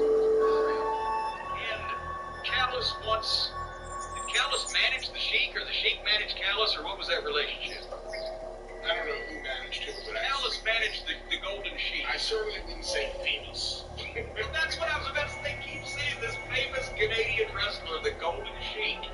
And that was the picture that was on the in the frame, not a skylight frame, but a regular frame, on Olivier's hotel end table when he was doing that awkward sit down where they had it framed real weird, the camera shot, so you would have to look at the picture frame. That was Don Callis and the Golden Sheik. And I asked you right before we went on the program today, because you're pretty good, Brian. Everybody knows you know about every name that has ever been involved in wrestling, and I ain't too shabby myself. And I say, you? Golden Sheik? Anybody? Bueller? Who the fuck is the Golden Sheik? I've never heard of a Canadian wrestler called the Golden Sheik. Did he just wrestle in a certain playground in Winnipeg? They got Dr. Luther, a 50-something-year-old Japanese outlaw wrestler that's never even been on television before. They signed him up, and now they're praising Canadian independent wrestlers that are so obscure that we've never heard of them. Maybe he was the Tokyo Joshi Princess Stardom Twinkle Toes champion. Anyway, so this world title match between Olivier and Moxley, I fast-forwarded the entrances and saved myself 4 minutes just for the entrances of two guys, and then they went straight to the break. Come back and they start the match, and I look, they've got 30 minutes left in the show. I'm like, oh, God. This is going to be just egregious. Everything Kenny Olivier does looks like he's performing it. I made the note here, as the announcer said, Olivier's uncle trained Don Callis. That's what it was. Why didn't he train Olivier? Because Callis wasn't too bad. Maybe Olivier could have picked something up from Uncle Golden Sheik. This was another schizophrenic exhibition by Dean Ambrose. The first segment, they start with wrestling moves. Actually doing headlocks, takeovers. They were doing pro wrestling. Olivier can chop, but he throws just ridiculously rotten punches. But they actually started wrestling, and they waited. I timed them almost 4 minutes this time to go out to the floor. And then Jon Moxley reverted to type and started having another indie-level garbage match that he cannot stay away from. In front of the referee, they go to the floor, they bounce each other off the rails and the aprons and out in the seats and the crowd. The referee quit counting and just jumped out and joined them. And JR even said, why is he out there on the floor with them? 1 minute and 45 seconds by my actual watch time before Moxley rolled in to break the count of 20, and then they went out on the floor for another 45 seconds till they went to the break. But they were in picture-in-picture, which I never watch, because nobody does, because you gotta be fucking out of your mind. To watch a little tiny goddamn box with audio of a commercial, nothing's worth that. But during the picture-in-picture, they fought all around the arena and fell sloppily over chairs and shit for the entire 3-minute break. Was this, they didn't announce this as no count-out, did they? Did they announce this as no disqualification? Not that I recall. Or is it just that neither one of these guys, especially Moxley, can actually have anything but an indie garbage match every fucking time with Moxley? But this one was different. They had so much time. After that break they went to, they got back in the ring. There's 20 minutes, by the way, fucking go. They got back in the ring, and in the next act of this play, they switched from the indie garbage matches on the floor, not using the ring, to every indie Japanese match in the ring, where they just do shit back and forth to each other with no effect and for no apparent reason. And that was the next segment to the break. Then they come back from that break, and Twinkle Toes gets his dive in, where his opponent's on the floor, standing up on his feet. Twinkle Toes turns his back on the guy and runs 2 ring lengths away from him, back toward him, and dives over the top rope, and the guy that's been standing there that whole time watching him catches him. So we had to get that in. And then, Ryan, I swear to God to you, that what came up next, I would have fast-forwarded to the end right there, but I didn't, at this point, want to miss anything in this match that I could insult about this shitty exhibition. Moxley hits his double-arm DDT finish, the paradigm shift, right? Olivier protects his finish. They always talk about nobody ever kicks out of the one-wing fairy. Well, Moxley hits the fucking paradigm shift. Olivier's laying there out cold, and Moxley rolls out to the floor, goes underneath the ring, and starts throwing chairs in the ring. Why didn't he cover the guy and beat him? Also, is this no disqualification now in this act of the play? Because he's doing it right in front of the referee, throwing the chairs in. Poor Paul Turner. Because the guys actually didn't bury him all the time. So Moxley then takes 2 of the chairs, sets them up, facing each other, picks Olivier up and sits him down, and sits down in front of him and asks Olivier to fucking hit him. And then they sit there in the chairs and slap and punch each other. Now we've come back from Japan, Outlaw Mud Show Japan, and now we're back to every outlaw garbage match that's ever been held in a garage, converted rec center, or a fucking barn at a county fair. This was the stupidest of a world championship match of supposedly the second biggest promotion in the country. And they can't get out of the goddamn mindset that they're in front of 200 goofs in a barn someplace. This was, I would have fast-forwarded, but at this point I was so insulted by this match, I wanted Seymour to insult. Now they hit each other with shit back and forth without selling it. And then Moxley hits another paradigm shift, and this time he covers, gets a 2 count. Now he's trying to win. Is he the babyface? I assume he is, not only because of what happens at the finish, but also because Olivier has been ever more smarty pants. So the babyface had a chance to win the match, but instead was stupid, went outside, got chairs, engaged in phony shit with the Heelys wrestling, and now he's trying to win, but he can't, and I'm supposed to feel bad for him? He's a fucking idiot. He's a fucking goof. So then Olivier has Moxley stood there with his back to the turnbuckle and looking over his shoulder while Olivier climbed to the top rope and drop kicked him off of it. And he was looking over his shoulder at him the whole time standing there. Then Olivier hits the, as excrement called it, the Tiger Driver 98. You know, the people that work over at fucking Arby's over in Taylorsville, Kentucky are going, God damn, I'm glad we know what the name of that is now. Olivier then missed Moxley's jaw completely with two of his little prancy knee lifts, but he slapped his boot, so it was cool. The announcer said, wow, it sounded like a shot went off. It would have looked like it, too, if his knee had been anywhere near Moxley's head, but since it went past it. Then Twinkle Toes pointed and pranced a little bit and did his fancy horse show step. Have you ever seen that in the horse shows? It's called a canter. Where they have the little fancy canter. And he did that little thing as he leaned into the ropes and goes for another knee, but Moxley blocks it. So the Twinkle Toes canter was... Then they did more shit to each other.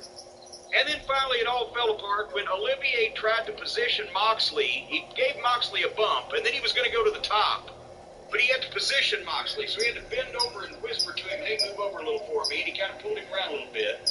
So that didn't look phony or anything. And then finally he gets him in position. He goes to the top like he's going to moonsault him because he's climbed to the top and he's facing outside the ring.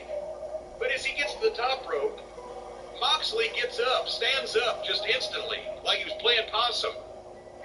And they tried to act like that Olivier jumped off the top rope down to the floor to get away from Moxley, but what it was Olivier got up there, Moxley was supposed to get to his feet and go shove him off, but Moxley was too late. Olivier lost his balance, he had to jump anyway, and Moxley was about 5 feet away on the shove. So now they have to go back out to the floor, and then Moxley gives Olivier the double arm DDT into one of the space heaters they've got at ringside. And the doctor comes to check, and everything comes to a halt. And this is so bad. They don't need to kill any momentum that they've got going at this point. And then Don Callis goes to check on Olivier, and Moxley tosses Olivier back in the ring, but Callis is up on the apron telling the referee he's hurt. They won't turn Callis's ring microphone on so he can get that point across. Finally they do, and he says he's hurt. And fucking Moxley turns around and decks Callis, but Olivier gets the microphone. He used to do the same spot with the tennis racket, same deal. He hits Moxley with the microphone. This is the guy that's taking bumps off of goddamn platforms and ladders and hit the barbed wire and into thumbtacks, and he's been beat by multiple people with every chair and bat and stick. He gets hit with a ring mic that might weigh 1.5 pounds, and he gets juice, and he's on Weird Street. He's got goofiness about him. Can't stand up, and here comes Olivier with 4 of those goofy knee lifts, and followed by the one-wing fairy. 1, 2, 3. And now he's the new champion. I thought this would never be over. At least there weren't any thumbtacks in it. But couldn't they save money on Moxley by just taping one of his matches and just airing it over and over again, since every single one of them place on the floor? Most of them bury the referee. Most of them have this stupid garbage death match bullshit about chairs or I'll hit you and you hit me or thumbtacks or whatever. It's all the same. I don't know, how much did you love it? I didn't love it at all. It took a while to get going. I don't know how much that was the weather, how much it was just these guys, but I've said it before, Moxley. And don't go 30 minutes in 40-degree weather. Moxley does great moves, and he's awful in the ring. I don't think he has any idea how to put a match together. I'm convinced of it more and more the more I watch him. He has no idea how to put a match together. Once they brought the chairs in the ring, like you, I was like, why didn't he pin him there? But then, it's one thing to not pin him and go in a chair, and he's lost his temper, he's going to bash him with the chair. So put the chairs there and just sit with the guy and start trading punches in the middle of the match. That was stupid. Yeah, and you know what? Because that's what they do in outlaw shows, which is where John Moxley's heart is. He started out as a garbage wrestler, and he's got What? To work for the biggest company in the world and learned nothing, and went back to doing garbage. No, I ain't got nothing for Except you. for this time for a bigger budget, bigger paycheck that he No, get down. No. and he learned nothing because he thinks this shit is the way it's supposed to be done. And then, like you said, the spot with the cabinet, and then all of a sudden, a shot with the microphone is what did the real damage there, it seems. Remember when he had Jake Hager and the whole inner circle on him, beating him up in the breezeway, hitting him with garbage cans? He wouldn't stay down. He wouldn't stay down for that. Little did they know all you need to do is get a microphone from Radio Shack and you could do the job. And the one thing I did write down was how many knees is Omega going to use? It's over and over and over, just knee after knee after knee. I didn't like this match. And it's not like that thing looks like the Mr. Wrestling 2 knee lift or Ricky Gibson's babyface knee lift. No, I mean, look, it's or the big knee lifts. I think it looks fine at times.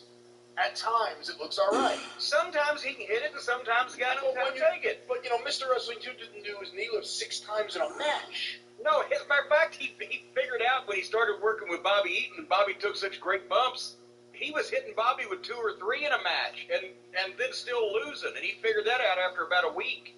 Said, fuck it. He stopped doing that. So I wasn't crazy about this match, and I've said it before. I don't hate Omega like you do. I also don't think he's as great as some other people do. And I've enjoyed some of his matches in the past. I did not enjoy this one. I've not enjoyed anything he has done with Moxley. They had that garbage match in Baltimore, the Chris Cruz match last year. And I really didn't enjoy this. This is the finish I expected. I expected him to get the title from Moxley, and now this will lead to a long run, and then eventually Adam Page will beat him, and Adam Page will kick out of the One-Winged Angel, will be the first guy to do that, and there's Adam Page being elevated. But I did not care for this match. I didn't like this match. And then there's the post-match. Well, yes, because then, obviously, it was all a plot by the evil Don Callis, and he and Olivier run off and go to the car, and in answer to the question, what's going to happen, you can find out next Tuesday. Oh, Dynamite's on Wednesday. I mean, Impact on Access. Now they're cross-promoted. You could be in the Federal Witness Protection Program and be on the Impact roster and still be safe and sleep well at night. I just saw numbers. They actually released numbers. They had 166,000 viewers on Access for Impact last week, or the most recent show, or whatever. So basically, about half the audience that used to watch Memphis Wrestling on Channel 5 every Saturday morning in the entire North American continent, because Callis is friends with Olivier, Tony Khan is an idiot and doesn't see when people are taking advantage of him. They're trying to resurrect this goddamn white elephant of a promotion once again, Impact, on the back of this billionaire's national television.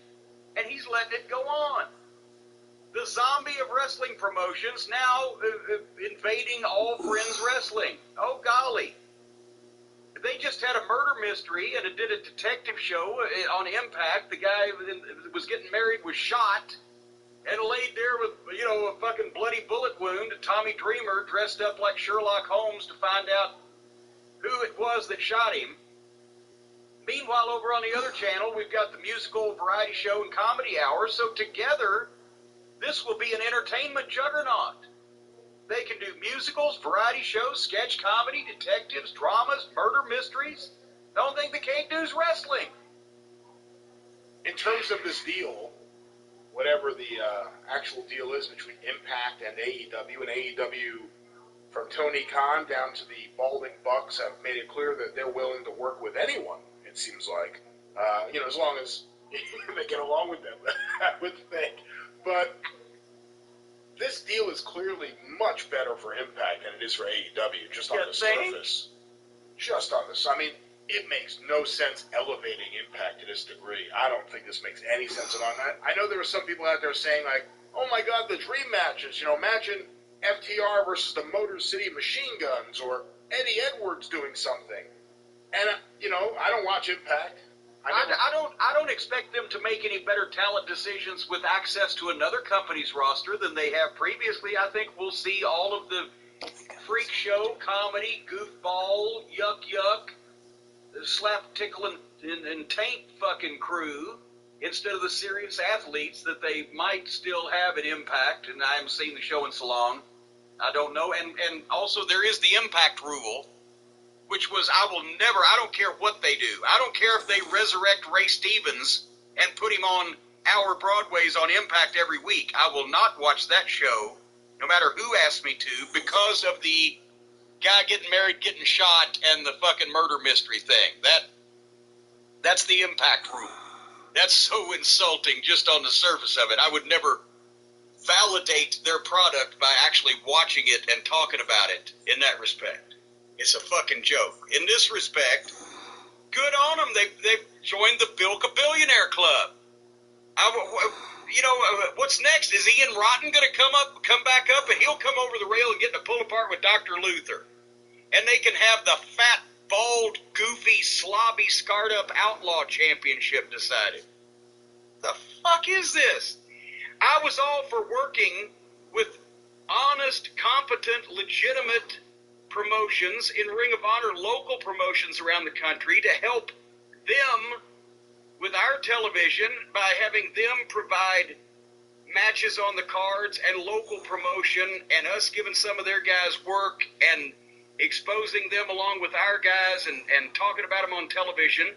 When Ring of Honor was bought by Sinclair, they were still somewhat of a parody with some of these local promotions that just didn't have television. But this is national TNT cable with a big budget versus what's left of the last vanity project in wrestling started by Dixie Douchebag Carter. They're so far, they ought to be so far above. They're not. They ought to be, but they're not. But realistically, they should view themselves in that respect. Good fucking God. All right, I give up. Your closing thoughts on that program? I know a lot of people really loved it.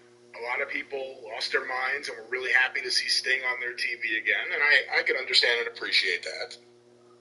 Yes, and I can also, and it would have been wonderful if he'd have done something, and it would be wonderful if he could help some younger people instead of taking all the attention because he's the only star they fucking got.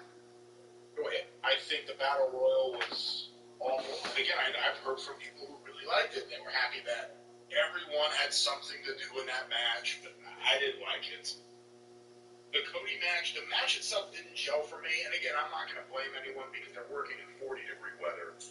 And plus they had to slow things down and feature Hobbs, so it couldn't be, Yeah, and he has a lot of potential. The Jericho match was embarrassing. The post-match angle, no one brought up the call back to the towel being thrown for Cody, which defeats the purpose of MJF having the towel there because he's done it before. You've established that. The Britt Baker match was good. The Moxley-Omega match, man, it's just not for me.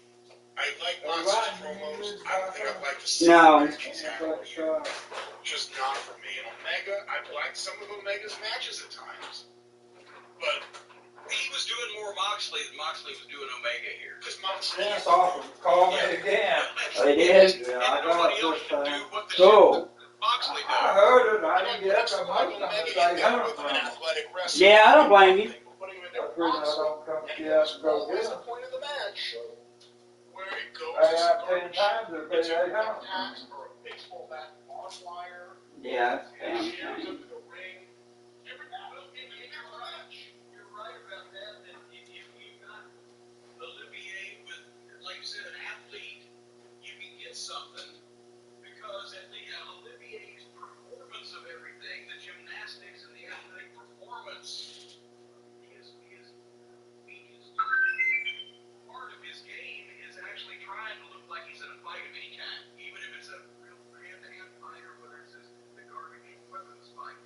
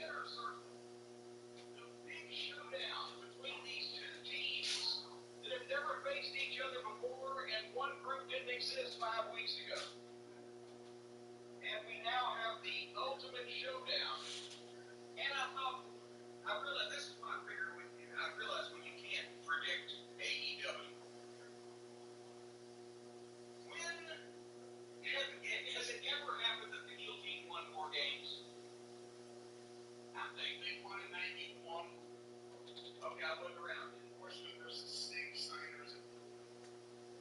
That's right, they beat with Sid powerbombing on his head. And remember, Sid took Brian for the powerbomb, and he was so stupid he didn't realize there was a roof on the cage, and Brian's speed hit and stopped his upward trajectory, and Sid just dropped him right on his head. Hits the roof of his bloody guts cage, and far away from where Sid finishes the powerbomb.